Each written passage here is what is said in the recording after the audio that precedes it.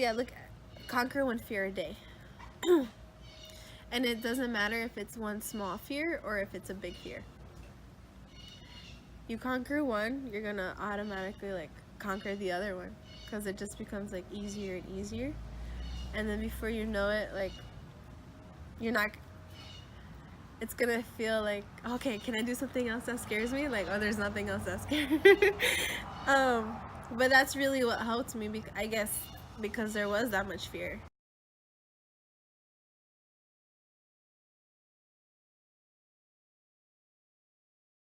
So on July 19, 2015, I was living in Miami. Probably just made it around a year from after moving in from New Jersey, and I I was working like two jobs. I was a bartender. I was at a sports bar, Italian sports bar, and then I was a waitress at Tradewinds at a seafood restaurant on Bayside, and it was kind of crazy because one was like in Miami and then the other one was like, I don't know, I forgot where it was, but I think Aventura Mall sounds familiar to me right now. So it was quite a drive. Sometimes I would go from one to another sometimes, and I did move in with my ex-boyfriend, and it was a 2-floor home, 3 bedrooms, front yard, backyard. I had a cat and a dog, and it was just like a lot of stuff going on. And he quite couldn't find a way to make some income for the first 6 months, so it was quite difficult. And we actually started living with no water and no electricity, and it's like, okay, how can I make the best of it, right? And so that's when I started riding bicycle, and riding the bicycle was my way out. It was my therapy. It was my exercise. I had a car. It was a brand new car. I was leasing it. I didn't need the bicycle. I didn't need to ride it to work. Um, it just became a way of even interacting with people in the community. Um, I, be- I began making new friendships in the bike family. They loved my dancing, so that was cool. They would record my dance moves and my footwork. It was so much fun. It was just like a blast. I was great. I'm like, I'm not home. I'm not worried about anything. I'm just gonna enjoy this after work, and it was it was my way out. And so on July 19, riding my bicycle to work, I it was around like 3 in the afternoon, and actually this is gonna be my first day. Instead of a waitress, I wanted to be a bartender. I wanted to go up to make more money because of the issue, and I didn't make it. I didn't make it to work. Um, I literally I lived on 11, and I would go to 10 and then to second, and then 10 second is where the car ran a red light. I have the green light, so I take it, I go, and then I hear a horn honking, tires screeching, and I mean, as soon as I heard it, I looked to my right and I saw the car rolling towards me, and all I could think of was like pedal fast. That's all I could think of. And when that happens, um, that's like my last memory of my feet, like the movement. The last, yeah, that was the last time I remember my feet. Um, I wasn't wearing a helmet, and I had a small gym bag on my back, and that's where I had my bike lock. So multiple things happened. Um, One, I hit my head on the ground, and I'm not sure if that's what caused it, but I can't no longer hear out of my left ear. Um, and I think that's what hitting my head. They had because I remember blood coming out of my ear. But when I hit my head, the bike supposedly is what we think is the reason why I'm alive, because I didn't have a helmet on. I would have just been dead. The bike lock was on my back, so when I fell, that what snapped my back to make me bounce back off the floor was the bike lock. But then my next memory is being like my body is like shaking. At least I could feel my upper, like this was all shaking, and I could hear like beep noises, and a man voice wakes me up, and he's like, we're gonna put staples in your head. So that's the next thing I wake up to, and I'm just like, okay, like I mean, as I think about it, you know, I don't know, there's two thoughts. There's the first thought is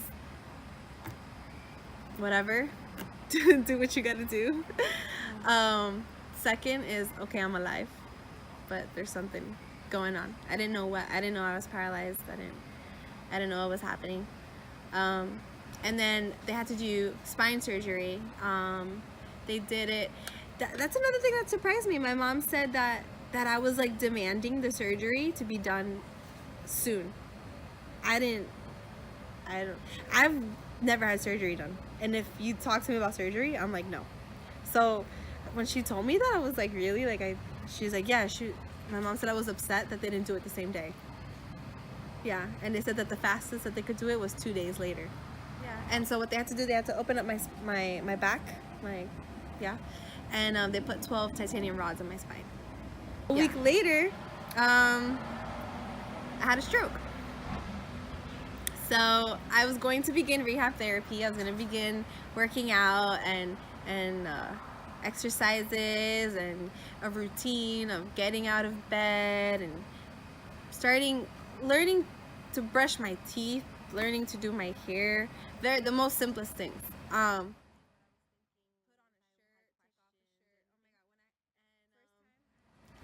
I knew obviously something was going on. I just didn't know what was going on, and I knew things were getting done, but it was nothing that had to involve me. It was things being done to me.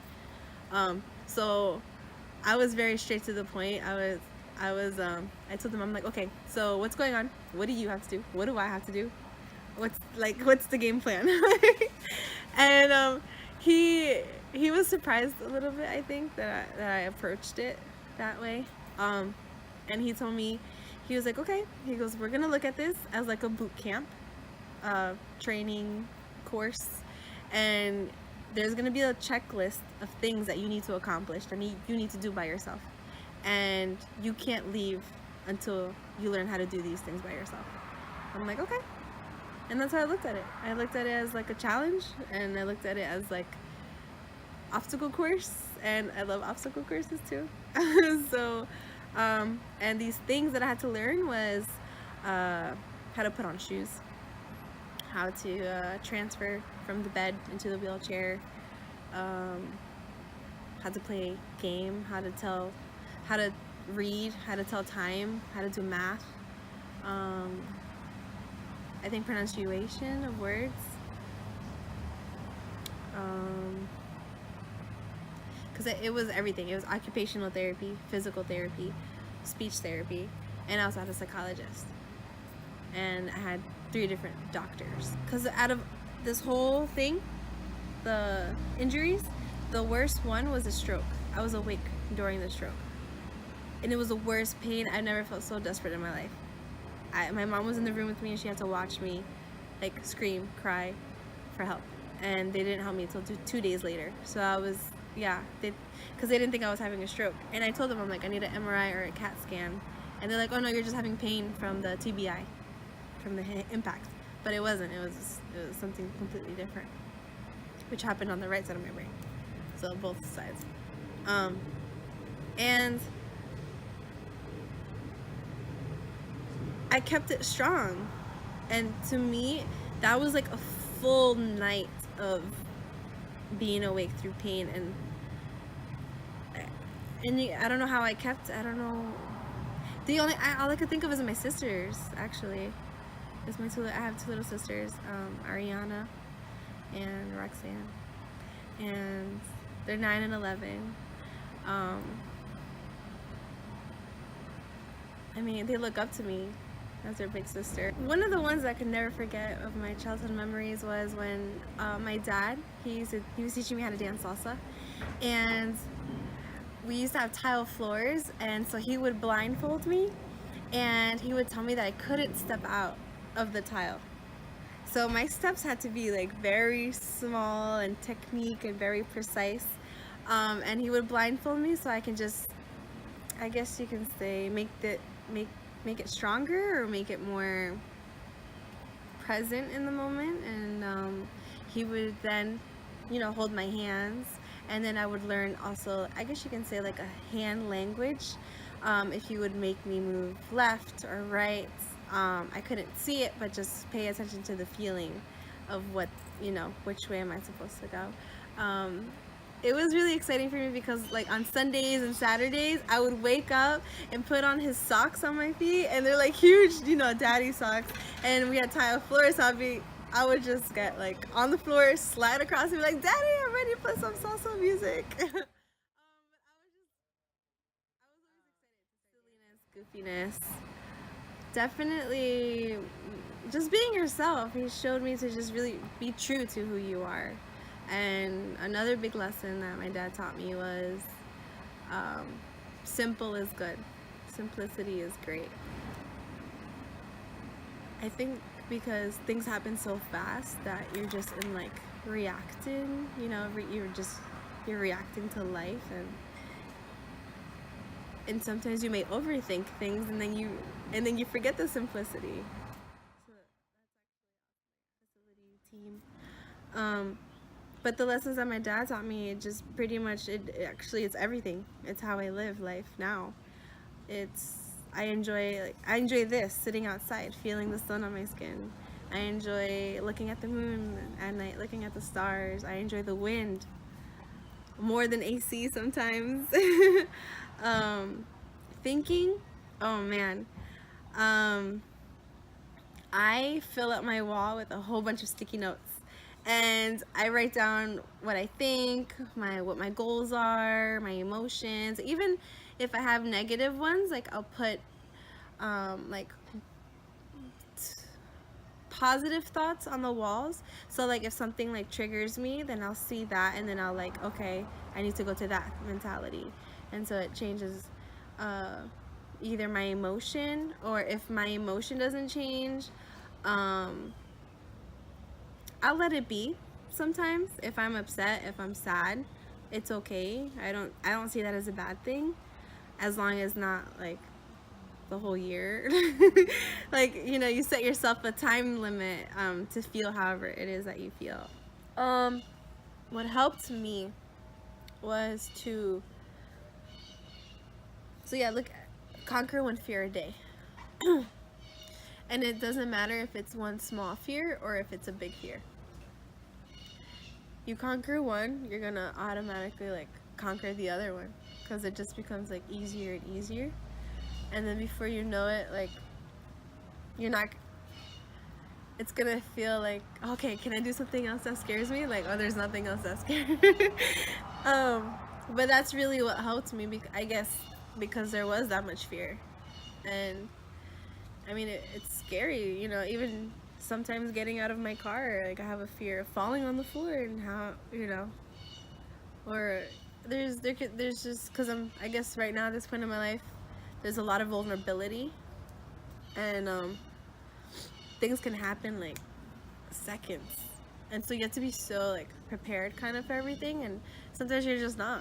Something just, I guess, kind of be in control of that fear is basically what it comes down to, because it's like, okay, like I went skydiving 10 months after paralysis. I never thought I would do that. I mean, I wanted to before paralysis, but I did it after, which is crazy. But awesome. It was a huge, amazing, great experience. But that's really what helped me. It's like, if you know you're afraid of something, just make it happen, I guess. Put it in front of you so you can decide, okay, like, I'm gonna decide to deal with it and get over with it, and that's it. It just gets easier. And there's so many more possibilities. Like, there's so many opportunities out there. Like, we get stuck in our zone, or in our story, or in our struggle, and it's like, there's so much more than this, you know. There's so much more of the unknown, and there's so much more opportunities and possibilities in the unknown than the known. So it's like you may be like here, your life is here, and you're like, okay, I know this can happen, I know I can do this, I know, but it's like you don't even know what's possible out of that. So it's like, why cut yourself short?